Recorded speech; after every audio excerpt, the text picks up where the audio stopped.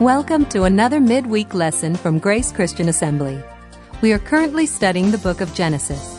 So open your Bible and join us as we dig into the Word. Now, here's our teacher, Jim McClarty.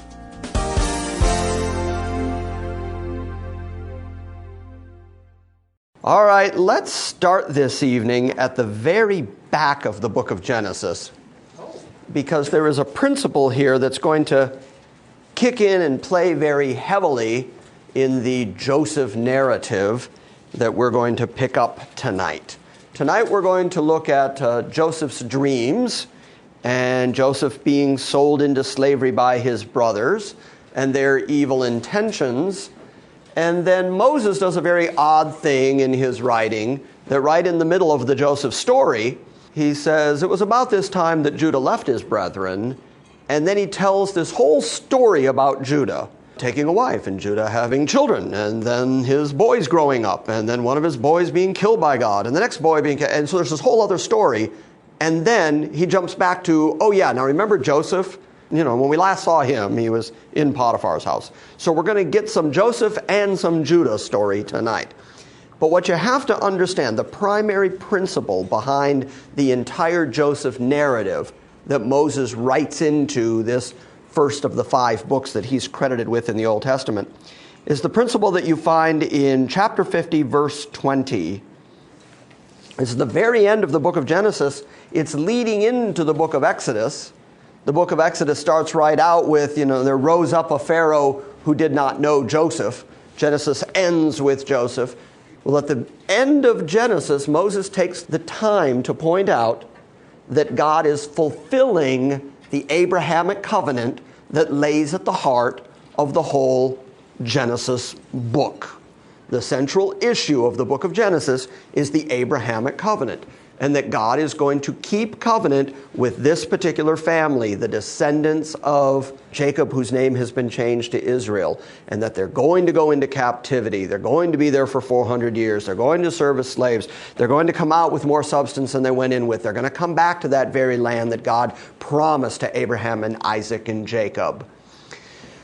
That means that all 12 of the tribes have to survive, and in particular, the descendants of Joseph have to survive, because throughout the book of Genesis, we've been seeing God picking and choosing the direction that the promise goes.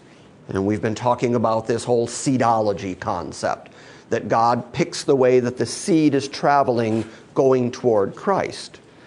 And so Joseph is going to play, and his 2 sons born in Egypt are going to play very prominently in the whole Abrahamic covenant scheme. And so you've got this situation where Joseph is hated by all his brothers, and his brothers are going to try to kill him.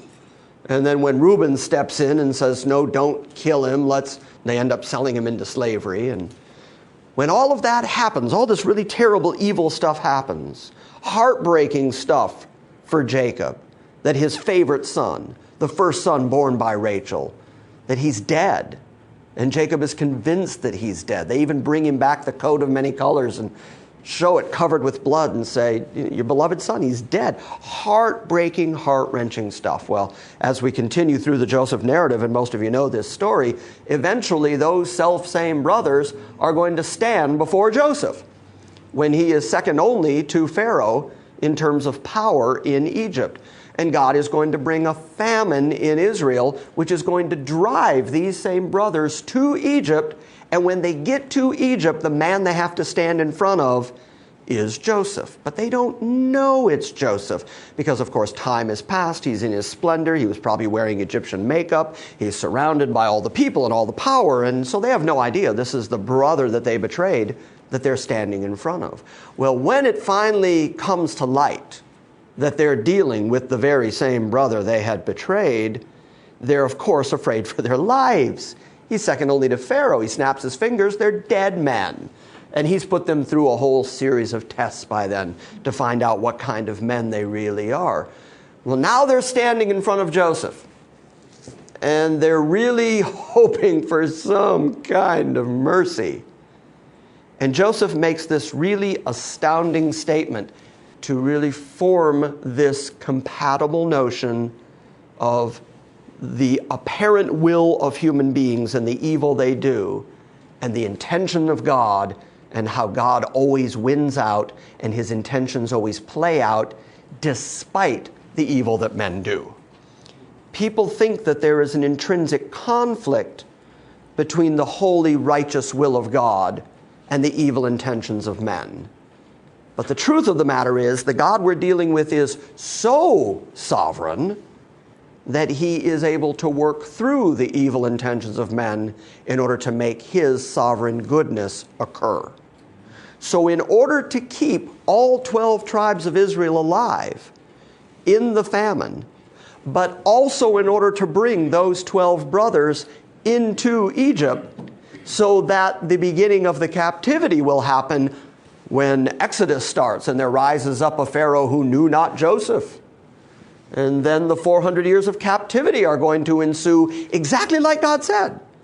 God is working out precisely and exactly what he told Abraham he was going to do.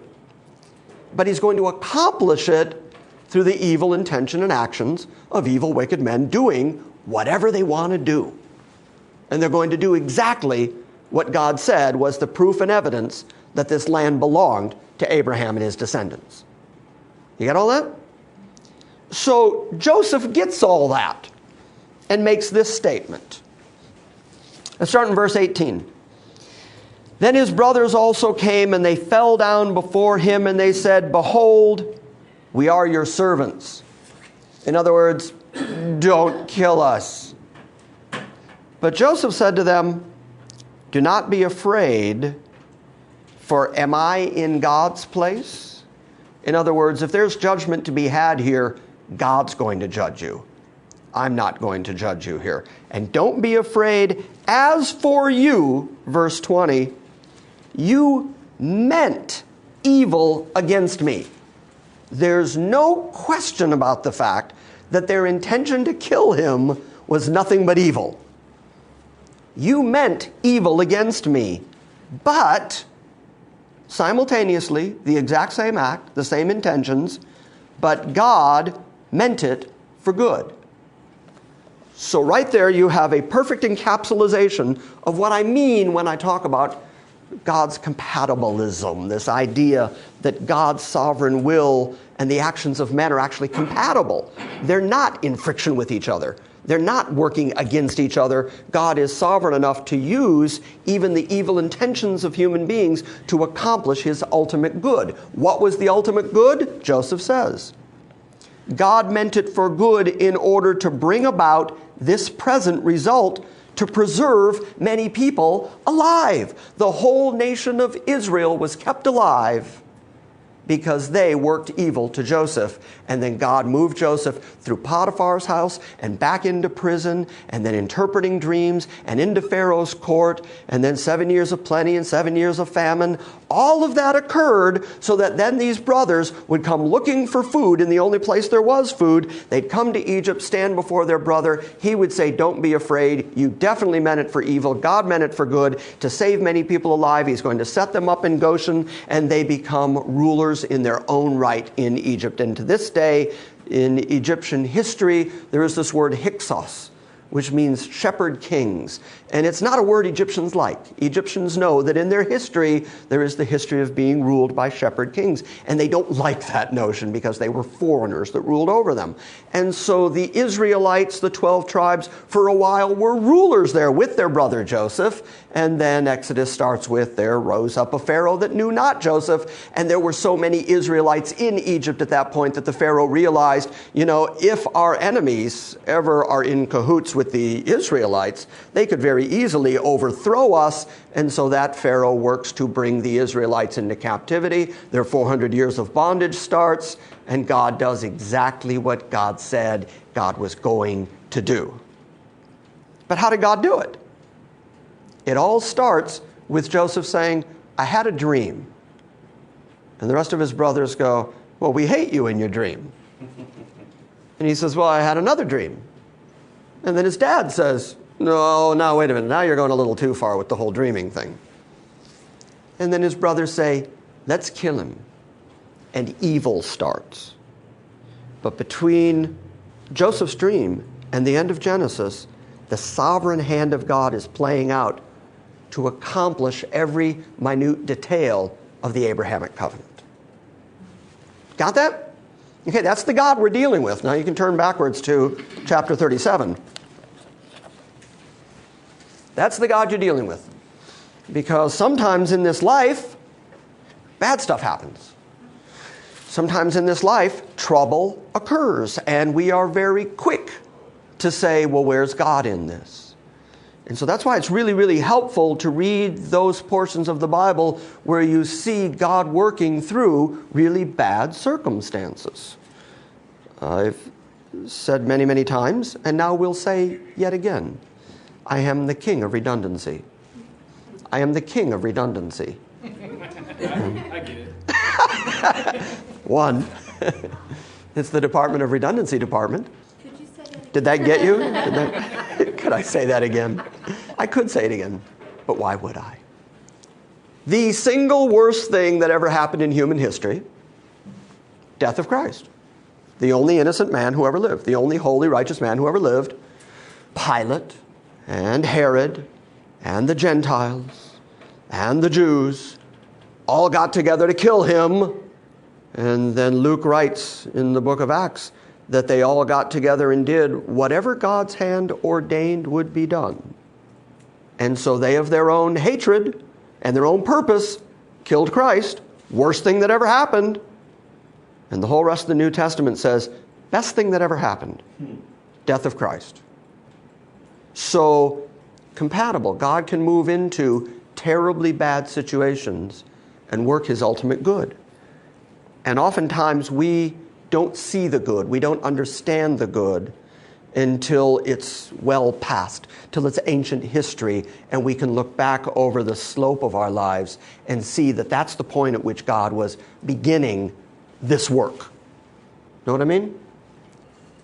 I can personally testify that I've had some bad stuff happen in my life. I don't think there's anybody here in the room that doesn't know what I'm talking about. Whether it was the surgery in 2001, which came completely out of left field, and then I ended up 2 weeks in the hospital in the intensive care trying to die. Bad time. Not fun. Lots of pain. But in the midst of that, I can look back on it now and I can see that that was the beginning of a work that God was working on me to get me ready for the next bad thing that was about to happen. It was Don Tyndall that pointed that out to me. He said, I think God knew that if he just blindsided you with what happened in 2003, it would have just destroyed you. So in 2001, he started prepping you and taking you through those kind of character building exercises that culminated in the next series of bad things you had to go through. But in the midst of the worst of it, it was Elder Ward on the phone that said to me, always remember, Jim, that this is the process through which God is making you into the man you are going to become. Amen. That helped. I needed that. Well, now I have the advantage of time.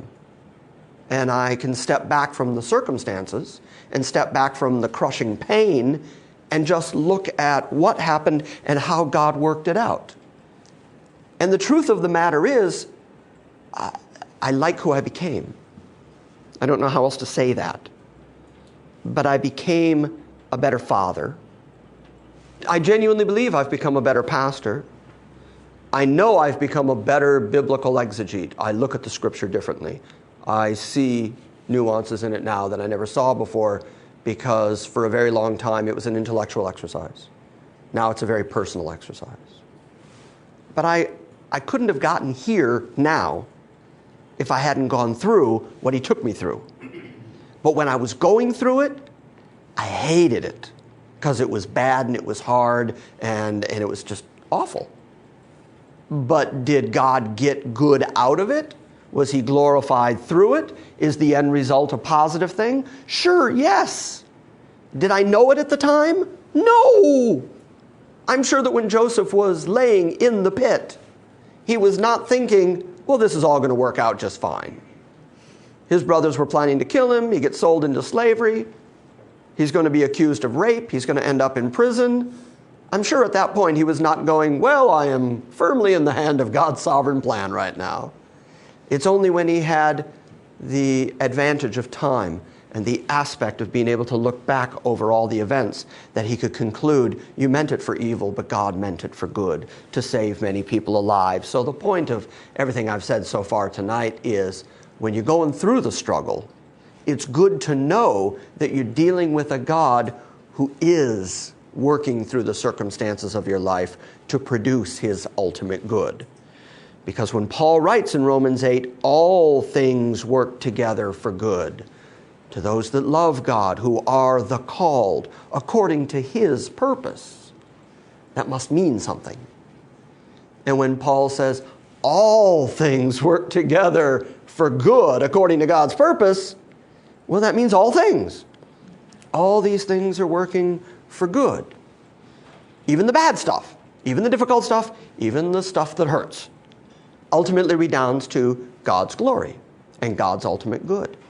And Paul could speak from experience too, couldn't he? Oh, couldn't he? Oh, absolutely. No matter how much I complain about turns and twists in my life, I've yet to take my first 39 lashes. We'll remember, as the Precious Moments figurine reminds us, God's not finished with you yet. I get all my theology from Precious Moments figurines. If it's not on a bumper sticker, a t-shirt, or a figurine, doggone it, I'm not interested. Chapter 37, verse 1. Jacob lived in the land where his father had sojourned, in the land of Canaan. This is the promised land. These are the records of the generations of Jacob. Joseph, when 17 years of age, was pasturing the flock with his brothers while he was still a youth, along with the sons of Bilhah and the sons of Zilpah, his father's wives. And Joseph brought a bad report about them to their father. Now Israel loved Joseph more than all his sons, because he was the son of his old age, and he made him a very colored tunic. And his brothers saw that their father loved him more than all his brothers, and so they hated him, and they could not speak to him on friendly terms. There's the situation. Family conflict. He's taking bad reports to dad about them. They're hating him. Nobody can speak peaceably to each other. There is conflict in the house. Then Joseph had a dream. And when he told it to his brothers, they hated him even more. And he said to them, please listen to this dream which I had. For behold, we were binding sheaves in a field. Do you know what that means? You get long stalks of grain, and then you would bind it. You would tie it together in the middle. So basically it's standing almost like a urn-shaped or Coke bottle-shaped stacks of grain. So they're tying together all the sheaves, and the sheaves are all standing out in the field. And each of the sheaves standing in the field represents one of the brothers. Behold, we were binding sheaves in the field, and lo, my sheaf rose up and also stood erect, and behold, your sheaves gathered around and bowed down to my sheaf. And they all went, good dream, brother. Love you, mean it. No, they hated this idea, because clearly you don't even have to have a great interpretive mind to know what that means. Then his brothers said to him, are you actually going to reign over us? Or are you really going to rule over us? So they hated him even more for his dreams and for his words. In other words, it's bad enough he dreamed it, but they could think that, well, he's delusional. He has delusions of grandeur. He believes that all of us are going to bow down in front of him. But the worst part was, he told them. He went to them and said, hey, listen, I've had a dream. Hey, my sheaf stood upright. You all bowed down to me. So they hated the dream, and they hated him for telling it. Now he had another dream, verse 9. And he related it to his brothers and said, Lo, I have had still another dream. And behold, the sun and the moon and 11 stars were bowing down to me. So who are the 11 stars? Brothers. His brothers, because there's 12 altogether. So the 11 stars are the 12 brothers bowing down to him. But who's the sun and the moon? Parents. It's going to be the parents. The interpretation is going to make that clear. And he related it to his father and to his brothers in verse 10. And his father rebuked him and said, What is this dream that you have had? Shall I and your mother and your brothers actually come to bow ourselves down before you to the ground? So now even Dad is upset with these dreams he's been having. Now, that typology of sun and moon and 12 stars shows up again later in the Bible. Anybody remember where? Say it, you know. Revelation. Shows up in Revelation, exactly. There is a woman with the sun and moon under her feet, 12 stars around her head. She's a woman in the wilderness, and she gives birth to Christ. And so she's a type of Israel.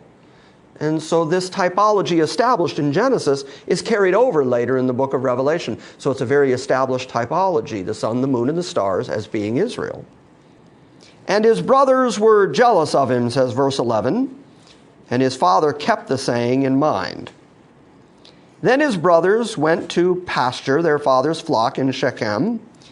And Israel said to Joseph, Are not your brothers pasturing the flock in Shechem? Come, and I will send you to them. And he said to him, I will go. And he said to him, Go now and see about the welfare of your brothers and the welfare of the flock, and bring word back to me. So when Joseph left the house, the anticipation by Dad was, he'll be back. He's going to come back and he's going to bring me a report. Also notice that all the brothers were out in the fields in Shechem, a distance away, taking care of the flocks. Joseph's at home with Dad. So there's this very firm bond going on here between Dad and Joseph. And Dad says to Joseph, Go check on your brothers and come back to me and tell me how they're doing. Joseph never comes back. That's the point. Joseph is going to find his brothers and report to Dad. Dad's anticipating Joseph's return. Joseph never comes home. The next time Jacob ever sees Joseph is when Joseph is in Egypt, sitting on Pharaoh's throne. Verse 14, he said to him, Go now and see about the welfare of your brothers and the welfare of your flock, and bring word back to me. So he sent him from the valley of Hebron, and he came to Shechem. And a man found him, and behold, he was wandering in the field. And the man asked him, What are you looking for? And he said, I am looking for my brothers. Please tell me where they are pasturing the flock. And the man said, They have moved from here, for I heard them say, Let us go to Dothan. So Joseph went after his brothers and found them at Dothan. When they saw him from a distance, and before he came close to them, they plotted against him to put him to death. And they said to one another, Here comes this dreamer. Now then come and let us kill him and throw him into one of the pits, and we will say, A wild beast devoured him.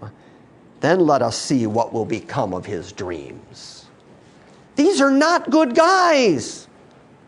These are the 11 progenitors of 11 of the 12 tribes of Israel, God's chosen people. And they're not starting out well. The first generation is already plotting murder together. Aren't you glad that God deals with these kind of people? And still uses words like chosen, elect, beloved. Aren't you glad to hear that? Now, Reuben is going to object, but I actually like to read between the lines just a little bit here. Could they, despite themselves, despite their plans, despite their desires, could they have actually killed Joseph at this point? No. No. So here you also see them wanting to do something, desiring to kill him, And yet, because of who he is, and because of how he's going to play in God's larger divine plan to fulfill all the promises he made to Abraham, he cannot be killed. Joseph cannot die at this point. So you see God even entering into the evil, wicked plans of men and stopping them from doing the very thing they intend to do. And then God got really lucky because there were some traveling merchants who just happened to go by where the pit was, who just happened to be going to Egypt, which just happens to be the very place God intends to take the 12. God is so lucky. That takes us to verse 21. But Reuben heard this plan, and he rescued him, Joseph, out of their hands, and said, "Let us not take his life." Reuben further said to them, "Shed no blood. Throw him into this pit that is in the wilderness, but do not lay hands on him, that he might rescue him out of their hands to restore him to his father." So Reuben's plan, because he's the eldest, he's the oldest boy, so his plan is throw him in the pit. At least then he knows where he is. He's in the pit. And then his plan is to talk to his brothers and somehow secret Joseph off to his father. So it came about when Joseph reached his brothers that they stripped Joseph of his tunic, the very colored coat that was on him, and they took him and they threw him into the pit. Now the pit was empty and without any water in it. Then they sat down to eat a meal. Isn't that an interesting little thing Moses took the time to add? I mean, what an interesting conscience these men had. That they could throw their brother into a pit after plotting his murder, ripping off his coat, and then, hey, lunch. They sat down to eat a meal, and as they raised their eyes and looked, behold, a caravan of Ishmaelites was coming from Gilead with their camels, bearing aromatic gum and balm and myrrh, and they were on their way down to Egypt. And Judah said to his brothers, "What profit is it for us to kill our brother and cover up his blood? Come, let us sell him to the Ishmaelites and not lay our hands on him, for he is our brother, our own flesh." And his brothers listened to him. That's a really interesting phrase because it included, let's not kill him, he's our brother. But it also included, what profit is there in killing him? Let's sell him. That's a much more profitable enterprise. So it had the sense of, we're doing the right thing here. Let's not shed his blood. But it's also, we'll sell him. That's a good plan. Come, let us sell him to the Ishmaelites. Verse 28. Now some Midianite traders passed by, so they pulled him up, and they lifted Joseph out of the pit, and they sold him to the Ishmaelites for 20 shekels of silver. Thus they brought Joseph into Egypt. Now Reuben returned to the pit, and behold, Joseph was not in the pit. So he tore his garments. That's a sign of grief among the Israelites, among the Jews, still a Middle Eastern practice, ripping your clothes to show grief. So he tore his garments, and he returned to his brothers and said, "The boy is not there. As for me, where am I to go?" So they took Joseph's tunic, they slaughtered a male goat, they dipped the tunic in the blood, and they sent the vari-colored tunic and brought it to their father and said, "We found this. Please examine it to see whether this is your son's tunic or not." Then Jacob examined it and said, "It is my son's coat. A wild beast has devoured him. Joseph has surely been torn to pieces." If you're a dad, you ought to be able to feel the pain in that statement. Notice they did not come and say, this is how treacherous these boys are. They did not come and say, "Hey, Dad, Joseph's dead." They came back and said, "Hey, Dad, look what we found. We found this multicolored coat. Is there any chance this is Joseph's coat?" They don't even mention and it's covered in blood, which they did. They are being so conniving and surreptitious here that they take the coat to Dad and say, "Is there any chance this is Joseph's coat?" Like, we never even got a chance to see him. He never even caught up with us. We were just walking and we found this and we brought it to you to see if maybe this is... And Dad says, this is it. He's been torn apart by animals. They let their father come to that conclusion by giving him fake evidence.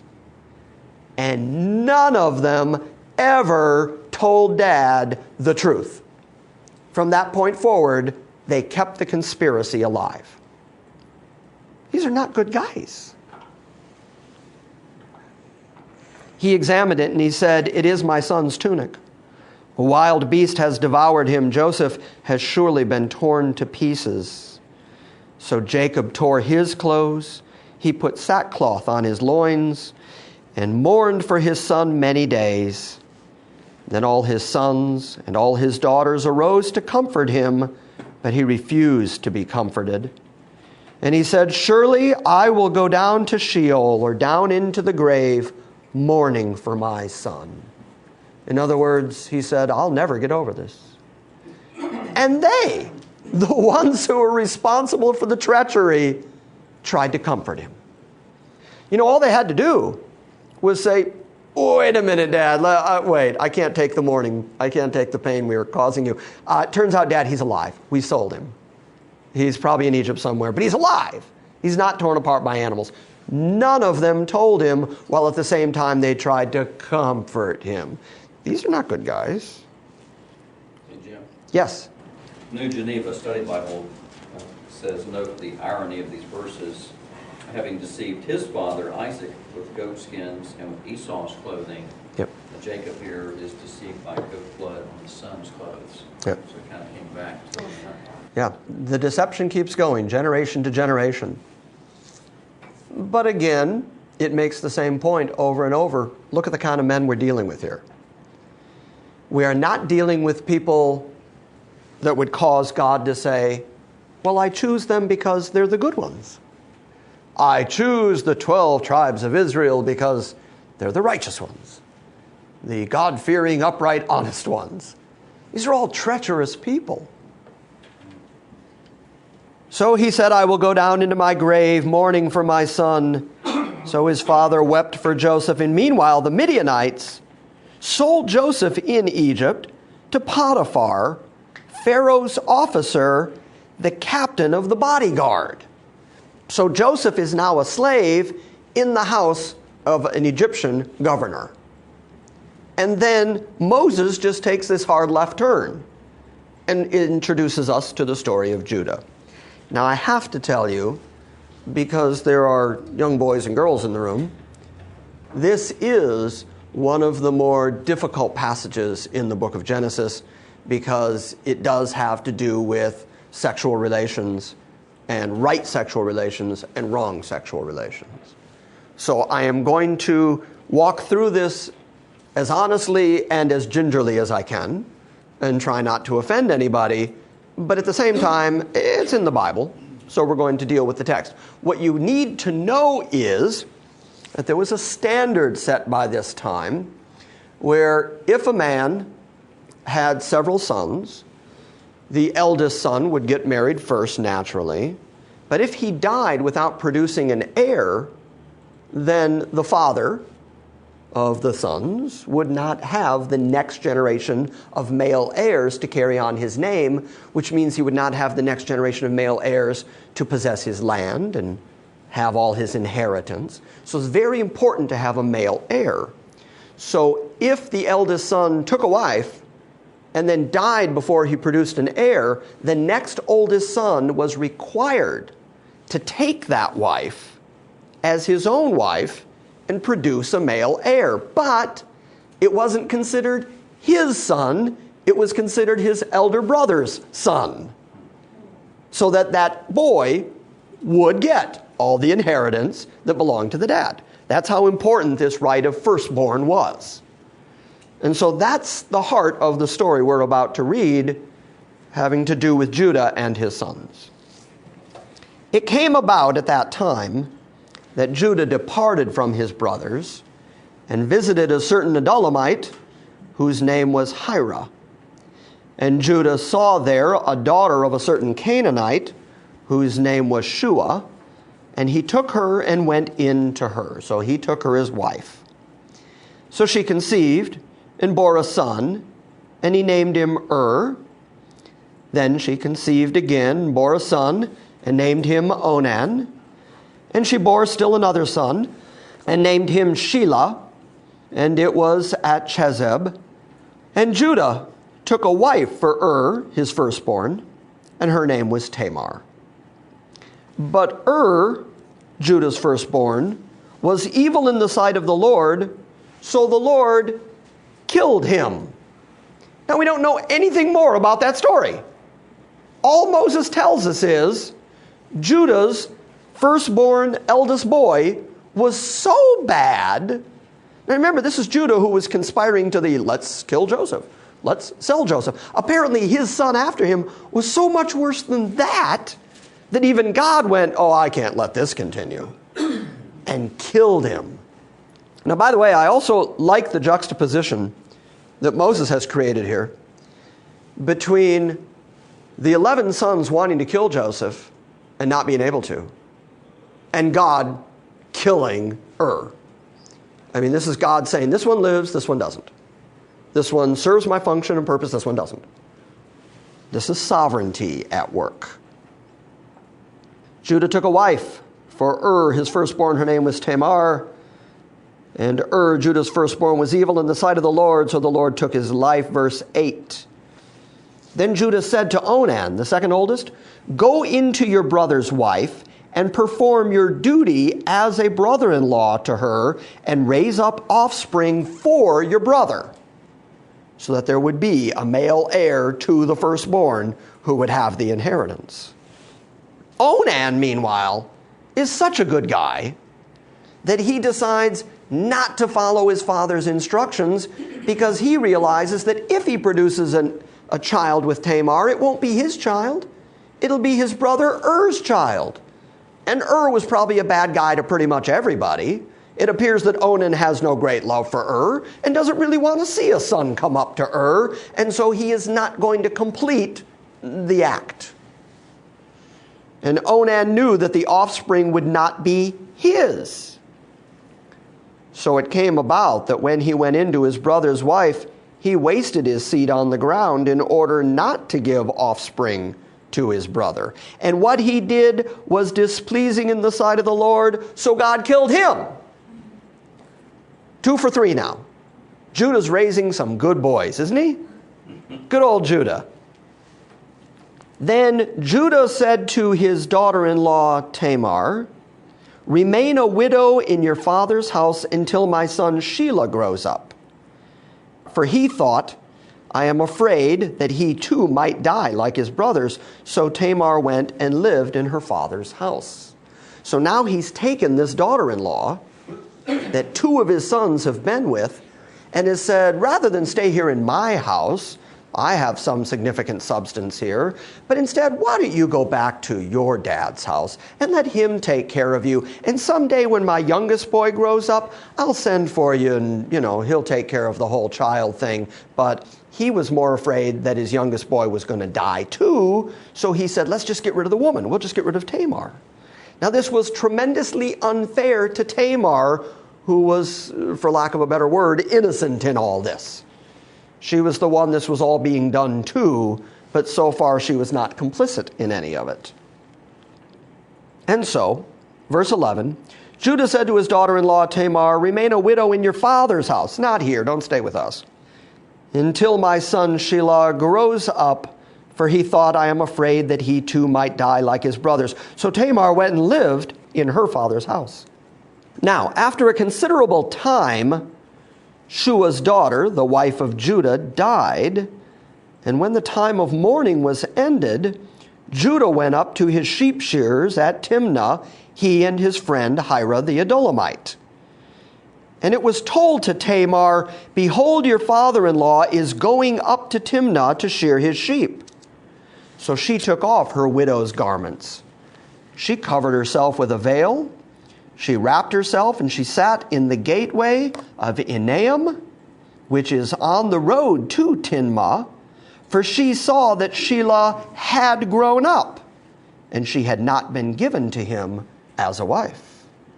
So she realizes now that this treacherous family is continuing their standard treachery, And all these promises have been made to her. Now remember, if she does produce an heir, then that heir is going to take care of her in her old age. She gets Judah's inheritance, which is a significant inheritance. But because neither of the boys produced an heir, she's been cast out of the house. Go back to your father's house and just wait. Wait till Sheila's grown. The whole time Sheila is growing, she's wearing her widow's garments, making it clear that she's a widow. She hasn't taken any other husband. She's waiting for Judah to keep his word, and Judah's not doing it. And so she decides, when she hears that Judah's going to be traveling, that she's going to go dress up like a prostitute. And she's going to wait in the gate and see if she can't entice Judah. So forget the sons, I'm going after dad now. That's the story. By the way, the story gets worse. What tribe did Jesus come out of? Judah. These are his progenitors. This is the lineage. When we talk about the genealogies in Matthew and Luke, Tamar's in there. Judah and Tamar are going to produce the heir that is going to continue the seed that gets all the way to the production of Christ on earth. Again, really evil people doing really evil things. Really bad stuff. Bad enough that God would kill you over it. She's going to go play the prostitute so that she can entice her father-in-law. And she's going to have a child out of that. This is not good stuff. But God's going to enter into it and produce the seed that leads to the lineage of Jesus himself. I'm glad to know that Jesus was not put off by or afraid or ashamed, that he was willing to come into a family line like that, because later he brought me into his family. And I fit. I fit right in with the heritage. So she dressed up. Verse 15, when Judah saw her, he thought she was a harlot, for she had covered her face. Women sitting in the gate with a veil over their face so that you wouldn't know who they were typically acting as harlots. So he turned aside to her by the road and said, "Here now, let me come in to you." For he did not know that she was his daughter-in-law. And she said, "What will you give me if I let you come in with me?" So she's working the harlot deal. I need to get paid for this. What will you give me? And he said, "I will send you a kid from the flock." That's decent payment. I'll send you an animal. It'll produce milk. It'll produce meat.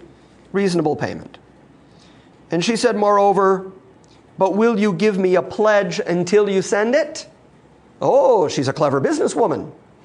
It's easy for some stranger to come walking by and say, "I'll send you a kid from the flock." And she says, "No, I'm going to need something. I'm going to need a pledge. I'm going to need you to leave something here with me. And then when you send somebody with the kid from your flock, then I'll give you back your pledge and he'll bring it home to you. I need a down payment. I need some surety. I need some insurance. I need a guarantee." He said, "What pledge shall I give you?" And she said, "Your seal and your cord and your staff that is in your hand." So he gave them to her, and he went into her, and she became pregnant by him. So the seal was probably a ring. What do your other translations have there? The seal, the cord, the staff. Signet, bracelet. Right, ring, bracelet, walking staff. Now these are things that would identify him as being him.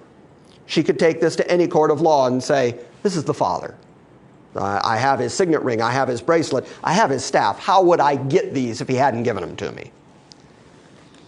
She became pregnant. Verse 19. She arose and departed and removed her veil and put back on her widow's garments.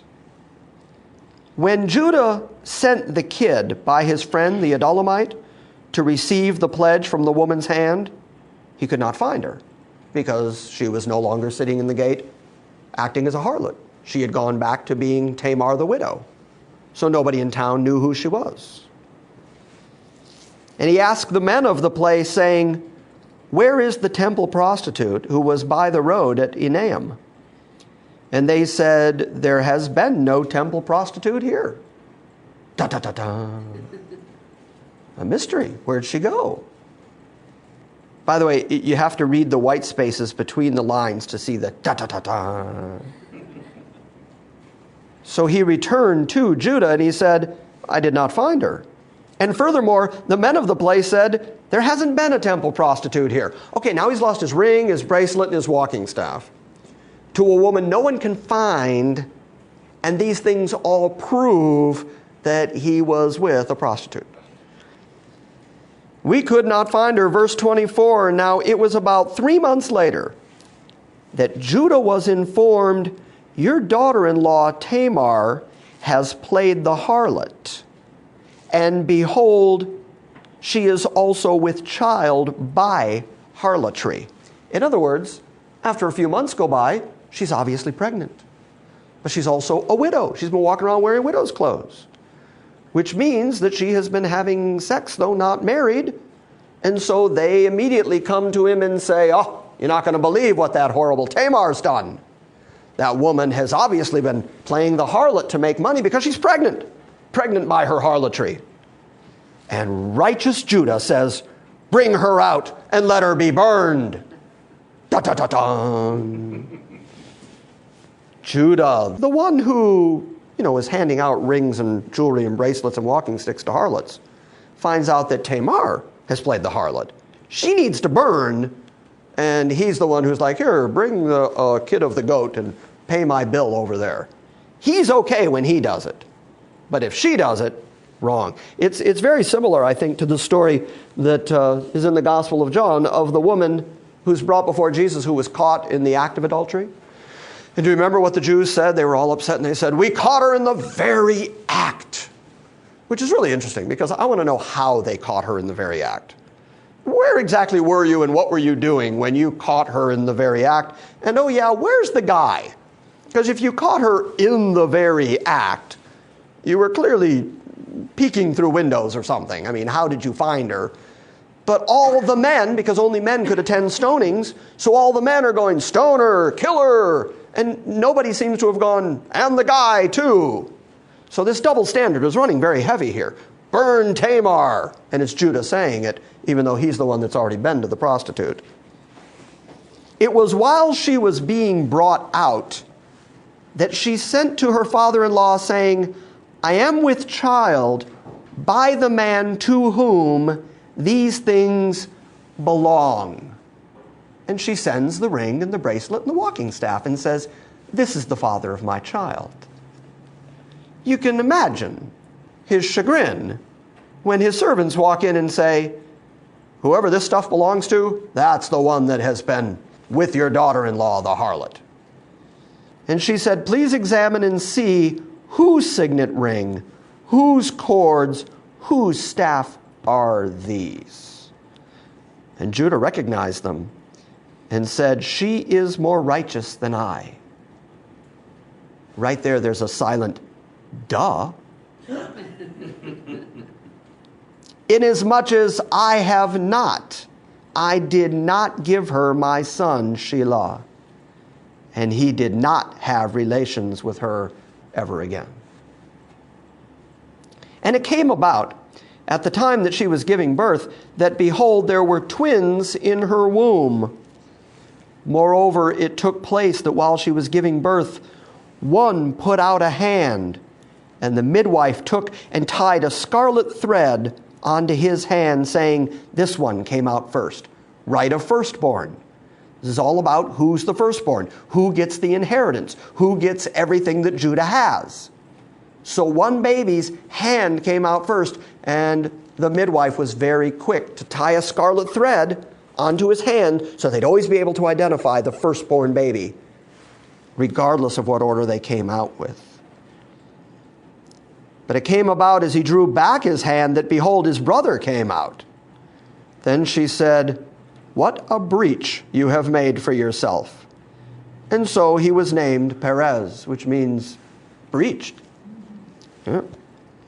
And afterward his brother came out, who had the scarlet thread on his hand, and he was named Zerah. Zerah and Perez become the next generation of Judahites in the continuing seed that's going to lead to Christ. Now, this is a bad story. It's an ugly story. Let's admit it. There's a lot of ugliness in that chapter.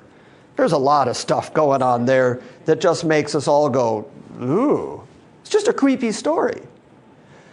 But God entered into that ugliness and that creepiness to work his ultimate good. The line of Judah could not end at Judah.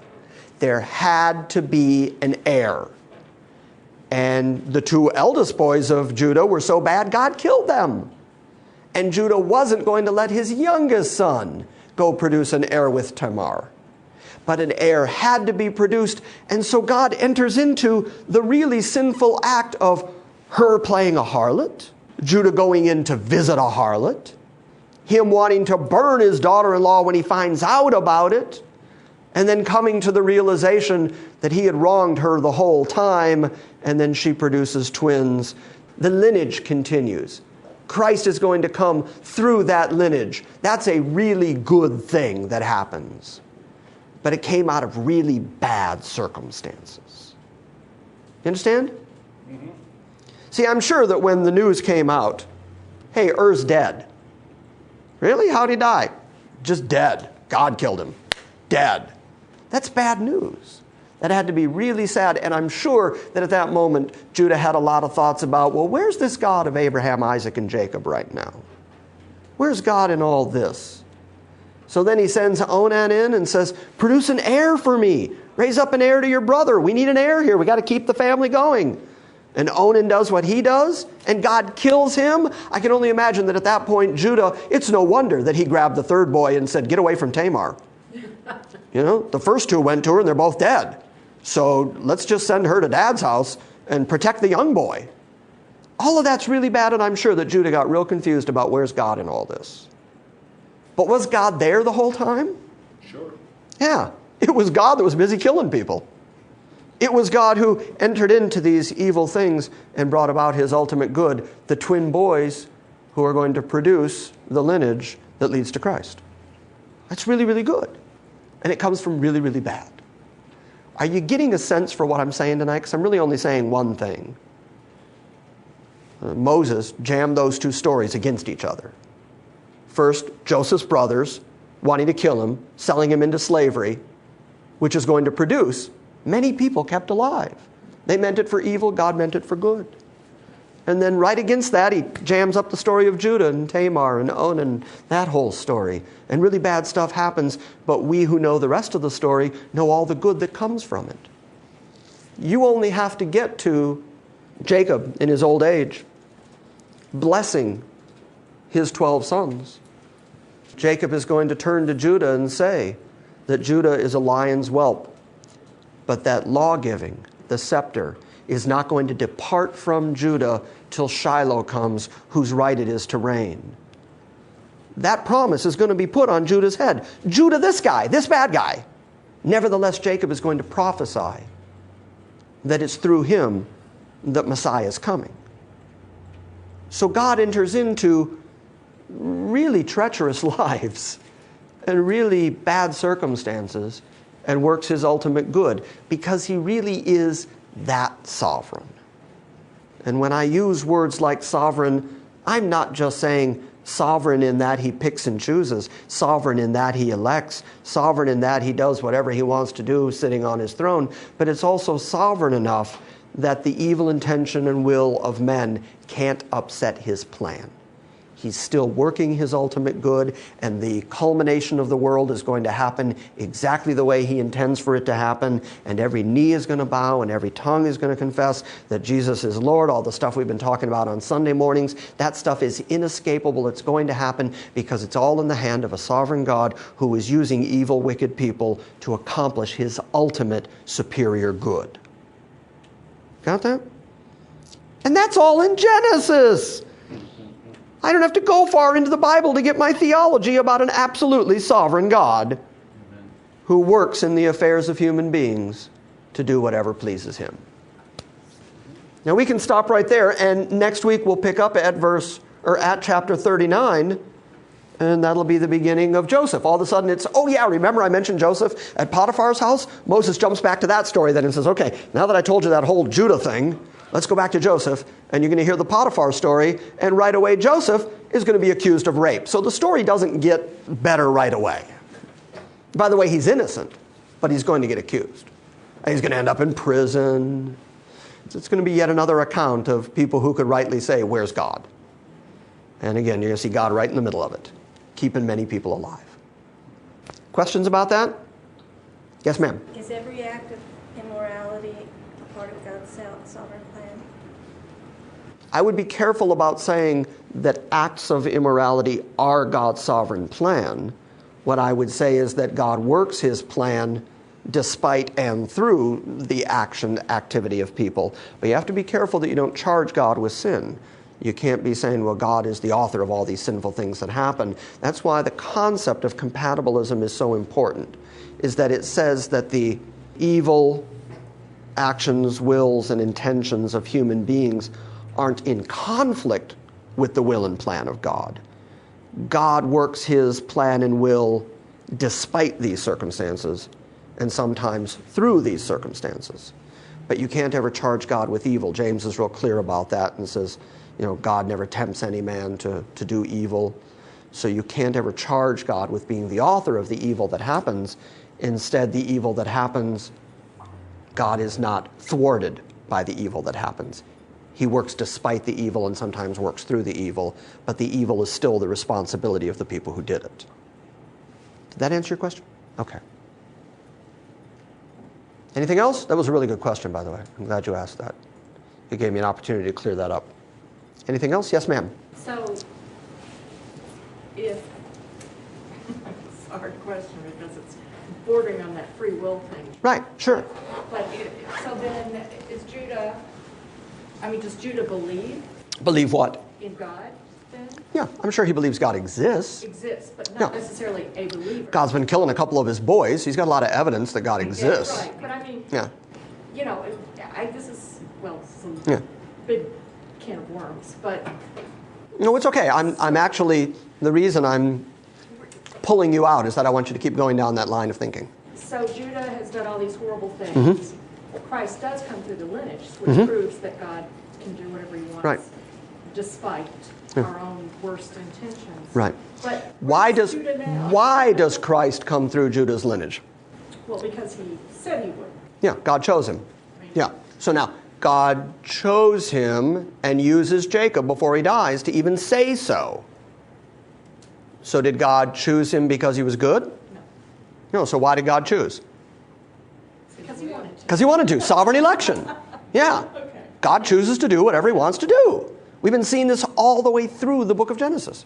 It's why Paul picks it up in Romans 8 and 9 and uses Jacob have I loved, Esau have I hated as evidence of God's election. He even says it right there, so that God's purpose according to election would stand. Paul sees God's sovereign election all the way through Genesis and is real clear to point that out. So why Judah? Moses is real clear to say, not a good guy, and nevertheless, through him Christ is going to come.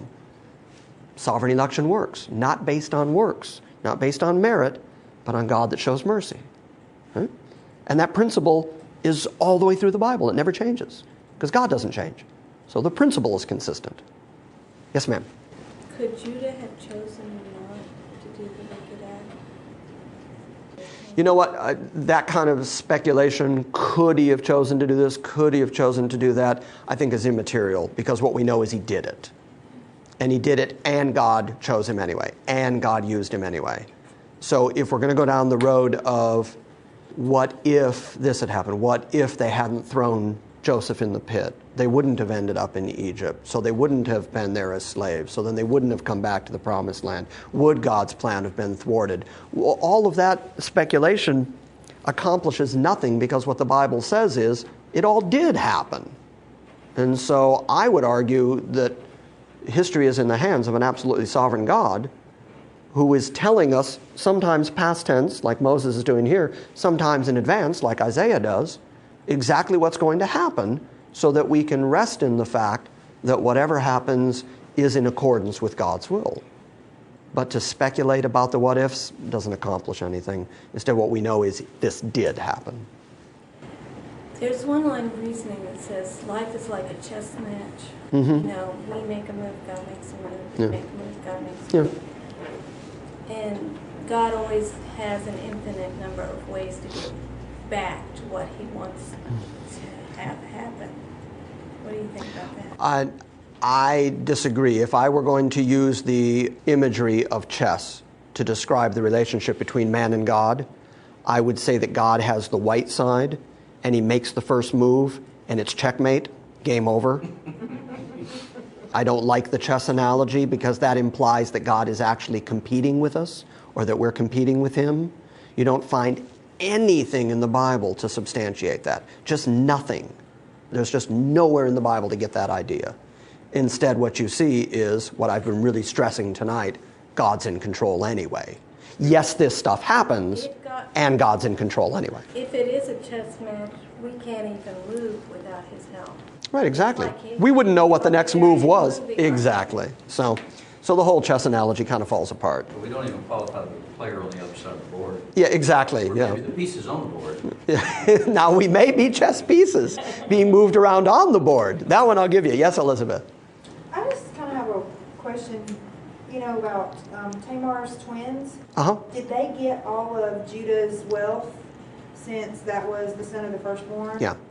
Okay. Yeah. What's so miraculous about Jesus' bloodline is something so good coming out of something that was so bad. So, there's Yeah, that makes it even more fabulous. that's what I love about reading the genealogies in Matthew and Luke, is that if you read through them and you look at the list of people, it makes you kind of go, wow, what kind of pedigree is this, Jesus? It's not the rich and powerful and the kings of the earth, and it's these kind of folks. Human folks. Yeah. Okay, anything else? Okay, so Josh, did I circumlocute all of the difficult passages there comfortably enough, or did I make you squirm at any point tonight? No squirming? Okay, that's good. What about you? Was there any point where you kind of went, oh, creepy? That was my impression of you. Oh, creepy. Was that close? No? Okay, good.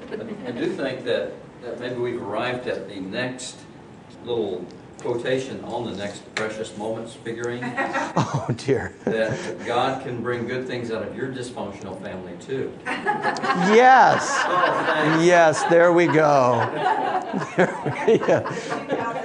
Put it into production. I'll help you move them.